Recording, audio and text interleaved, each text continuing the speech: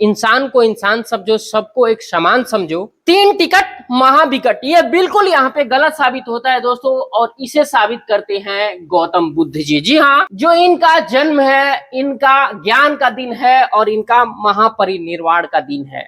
दोस्तों आज बुद्ध पूर्णिमा है और आज ही के दिन इनकी जन्म हुई थी, आज ही के दिन ज्ञान मिला था और आज ही के दिन महापरिनिर्वाण भी हुआ था। दोस्तों इनकी बचपन की कुछ चीजें हम जानते हैं, इनके बचपन का क्या नाम था और बुद्ध का जन्म कब हुआ था। इनका दोस्तों जन्म 563 ईसा पूर्व यानी ईसा मसीह के जन्म से 563 ईसा पूर्व, और वो भी लुम्बिनी में हुआ था। अगर बात करें तो कितने साल पहले हुआ था दोस्तों, आज से 2589 साल यानी 2589 साल पहले हुआ था इनका जन्म। और दोस्तों इनके जन्म के दिन अगर देखा जाए तो आपको मैंने सीधे कहा कि बैसाख पूर्णिमा के दिन इनका जन्म हुआ था, और बैसाख पूर्णिमा के दिन ये बोध गया में बोधि वृक्ष के नीचे इन्हें सत्य का ज्ञान भी हुआ था। और बैसाख पूर्णिमा के दिन ही उत्तर प्रदेश में कुशीनगर में अपना पार्थिव शरीर त्याग करके मोक्ष को प्राप्त किया। दोस्तों यह जगह जो है देवरिया और गोरखपुर के समीप में है। इतिहास में यह दुर्लभ माना जाता है कि किसी महापुरुष की जीवन कि ये तीनों मुख्य पड़ाव एक ही तिथि पर आए हों, उनमें से ये महापुरुष सबसे आगे रहे हैं। दोस्तों एक चीज और जानते हैं कि सिद्धार्थ के माता पिता का क्या नाम था। सिद्धार्थ के माता पिता का नाम दोस्तों था सुद्धोधन और इनकी माता का नाम महामाया था, जो कि इनके जन्म से 7 दिन के बाद वो चल बसी, और इनका पालन पोषण इनकी मौसी महाप्रजापति गौतमी ने किया था। उसके बाद इनके पिताजी ने, राजा सुद्धोधन ने, इनकी मौसी महाप्रजापति गौतमी से शादी किया, और इनकी शादी करने के बाद इनके 2 संतानें हुए। एक संतान था दोस्तों नंद, दूसरी थी उनकी लड़की सुंदरी नंद। और सिद्धार्थ के ये सौतेले भाई कहलाते हैं और ये सौतेली बहन, जिन्हें रूप नंदा भी कहा जाता है। और इनके दादा दादी का नाम था दोस्तों, दादा का नाम था राजा सिंहानु और रानी कंचना। इनके चाचा राजा सिंहानु के 5 पुत्र थे। सुद्धोधन, बुद्ध के पिता जो थे ददोतन, शक्कोदन, शुक्कोदन और अमितोदन, और चाची पमिता और अमिता, कि ये किस वंश से आते थे। भगवान बुद्ध शाक्य वंश थी। दोस्तों अगर इनके 7 पीढ़ियों की बात करें तो इनके 7 पीढ़ियों इस किताब के हिसाब से ये ऐसे थी।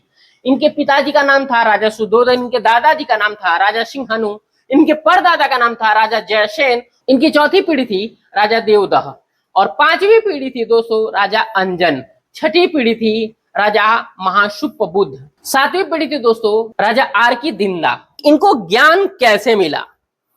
बुद्ध को ज्ञान बिहार के गया में बोध गया नामक स्थान पर मिला, और सिद्धार्थ ने 29 वर्ष की आयु में घर छोड़ दिया था। 6 वर्षों की कठिन तपस्या के बाद यानी 35 वर्ष की आयु में उन्होंने निरंजना नदी के तट पर एक पीपल के नीचे, जिसे अब बोधि वृक्ष कहा जाता है, ध्यान लगाया। बैसाख पूर्णिमा के दिन उन्हें सत्य का बोध हुआ और वे सिद्धार्थ से गौतम बुद्ध बन गए, जो जागृति कहलाए। और एक चीज ये भी है कि इन्होंने सबसे पहली शिक्षा कहाँ दी। ज्ञान प्राप्त करने के बाद बुद्ध सबसे पहले उत्तर प्रदेश के वाराणसी के पास सारनाथ, जो ऋषिपत्तन गए, पहले उसे ऋषिपत्तन कहते थे, वहां उन्होंने अपने 5 पूर्व साथियों कौंडिल्य, भादिया, वप्प, महानाम और अस्य को पहला उपदेश दिया। इस घटना को बौद्ध धर्म में महाधर्म चक्र प्रवर्तन कहते हैं, यानी धर्म के पहिए का घूमना।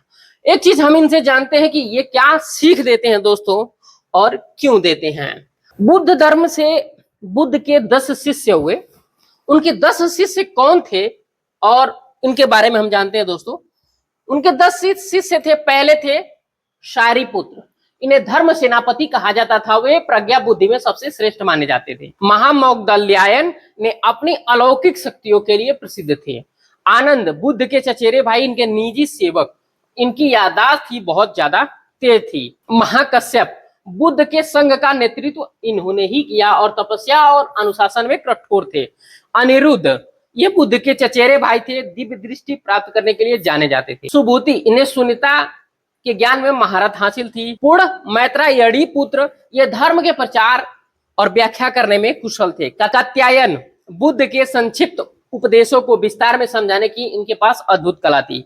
उपालि, संन्यास से पहले एक नाई थे, इन्हें संघ के नियमों का सबसे बड़ा विद्वान माना जाता था और राहुल भगवान बुद्ध के इकलौते पुत्र थे। सारिपुत्र मगध के ब्राह्मण समृद्ध परिवार में जन्मे थे और दूसरे दोस्तों मगध के एक उच्च ब्राह्मण परिवार में जन्मे थे। महाकश्यप मगध के एक अति धनी ब्राह्मण परिवार में पिप्पली नाम से जन्मे।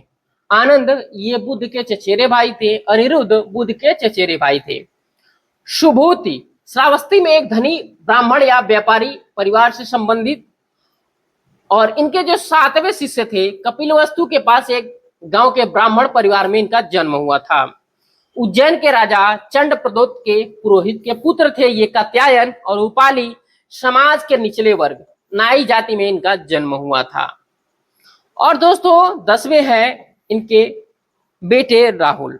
इनसे हमें क्या सीखने को मिलता है दोस्तों, ये अपने वंश को आगे नहीं बढ़ाए, इन्होंने इन चीजों से सीखने के लिए और अपने बच्चों को भी मॉन्क बना दिया। बुद्ध ने दुख से मुक्ति पाने के लिए और निर्वाण प्राप्त करने के लिए 8 माध्यम मार्ग बताए।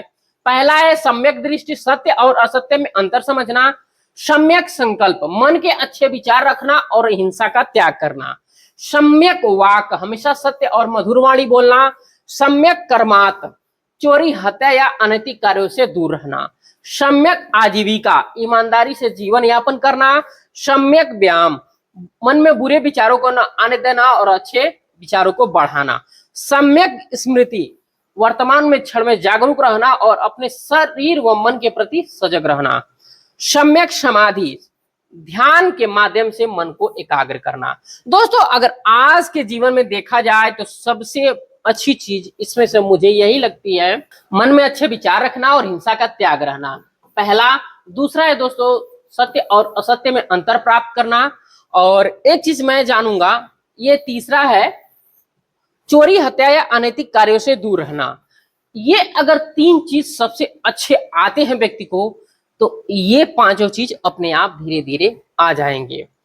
तो दोस्तों इनकी यही चीजें मुझे बहुत अच्छी लगी और ये सबसे पहले करते हैं क्या कि मानव को मानव समझो, इंसान को इंसान समझो, सबको एक समान समझो। इंसान को इंसान समझो, सबको एक समान समझो। बुद्ध की यही धारणा मुझे बहुत अच्छी लगती है। अगर आपको वीडियो पसंद आया हो दोस्तों तो अपने दोस्तों तक जरूर पहुंचाएं। वीडियो में बने रहने के लिए और यहाँ तक देखने के लिए धन्यवाद।